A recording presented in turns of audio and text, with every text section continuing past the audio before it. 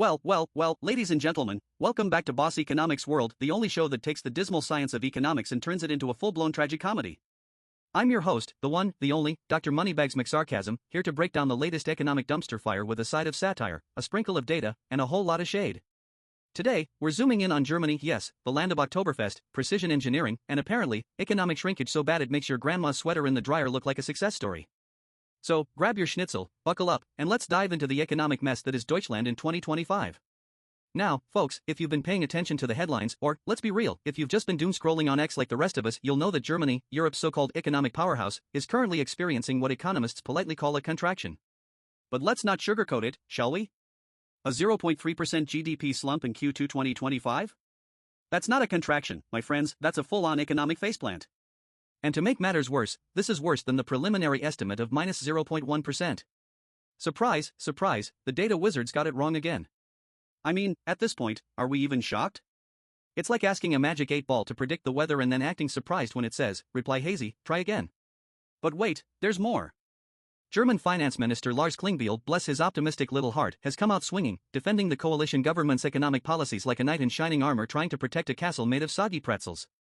He's promising structural reforms in healthcare, pensions, and get this, cutting bureaucracy so that it's fun again to start a business, run an association, or build a house. Fun? Fun? Oh, Lars, my sweet summer child, I don't know if you've noticed, but the German economy isn't exactly a barrel of laughs right now.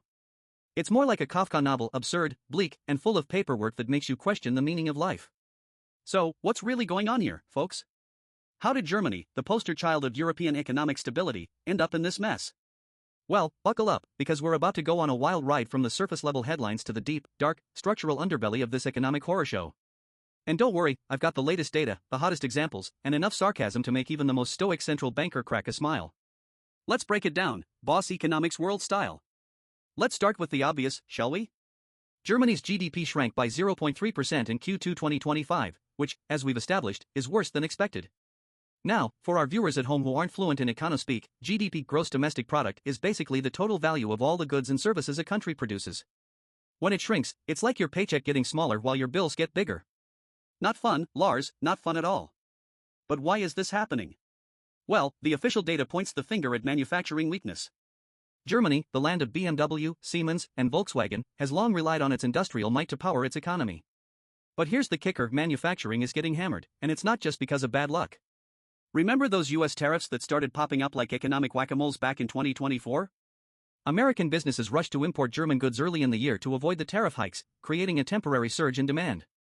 But once that surge was over, poof, the orders dried up faster than a puddle in the Sahara. According to the German Federal Statistical Office, industrial production fell by 4.1% year-on-year in July 2025, with the automotive sector taking an especially brutal hit. Ouch. And let's not forget, folks, this isn't just a Germany problem, it's a global problem. Weak global growth is dragging everyone down, and Germany, as an export-driven economy, is feeling the pain more than most. The International Monetary Fund, IMF, recently downgraded its 2025 global growth forecast to a measly 3.2%, citing geopolitical tensions, trade wars, and oh, look at that, more tariffs. So, Germany's manufacturing sector is basically stuck in a perfect storm of declining demand, rising costs, and geopolitical chaos.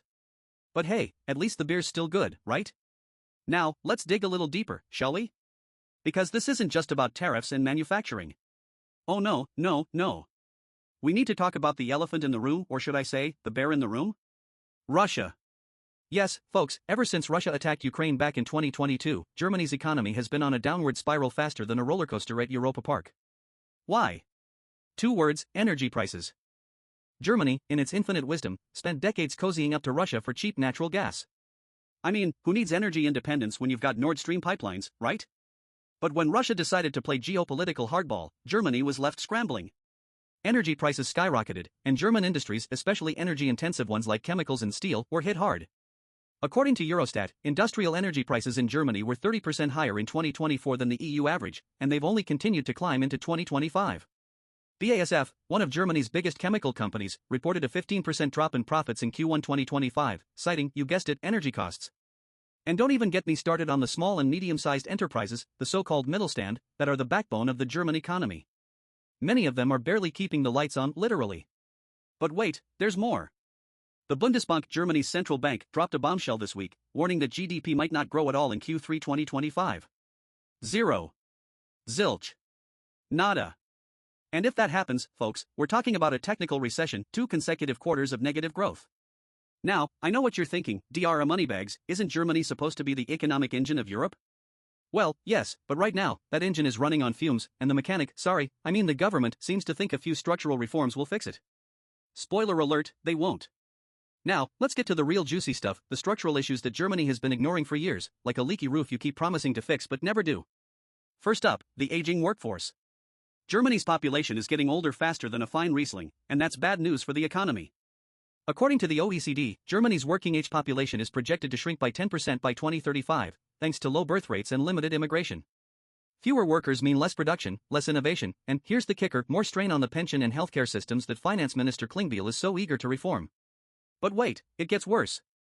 Germany's labor market is already tight, with unemployment at a historic low of 3.2% in 2025, according to the Federal Employment Agency. Sounds great, right? Wrong. That tightness means companies are struggling to find skilled workers, especially in high-tech sectors like AI and green energy, where Germany desperately needs to catch up. A recent survey by the German Chamber of Commerce and Industry found that 56% of businesses reported labor shortages as their biggest challenge in 2025. So, while Klingbeil is out there promising to make it fun to start a business, maybe he should focus on making it possible first. And speaking of fun, let's talk about Germany's favorite pastime, bureaucracy. Oh, how the Germans love their paperwork. Want to start a business? Fill out 47 forms in triplicate. Want to build a house? Better hire a lawyer, an accountant, and a shaman to navigate the permitting process. According to the World Bank's 2024 Doing Business report, Germany ranks 22nd globally for ease of starting a business, behind countries like Estonia and Georgia. Georgia, folks. Not the US state, the country. And don't even get me started on digitalization. Germany's public sector is so far behind on tech that it makes a fax machine look cutting edge. A 2025 study by the European Commission found that only 20% of German public services are fully digitized, compared to 90% in Denmark. So, Lars, if you want to make life fun again, maybe start by dragging Germany into the 21st century? Now, folks, let's zoom out and look at the big picture, because Germany's woes aren't just Germany's problem, they're everyone's problem. As Europe's biggest economy, Germany is the engine that keeps the EU running. When Germany sneezes, the rest of Europe catches a cold or, in this case, a full-blown economic flu. The European Commission recently warned that Germany's slowdown could drag down Eurozone growth to just 0.8% in 2025, down from an already anemic 1.2% in 2024. And let's not forget, the Eurozone is already dealing with its own problems, Italy's debt crisis, France's political instability, and the ongoing fallout from Brexit.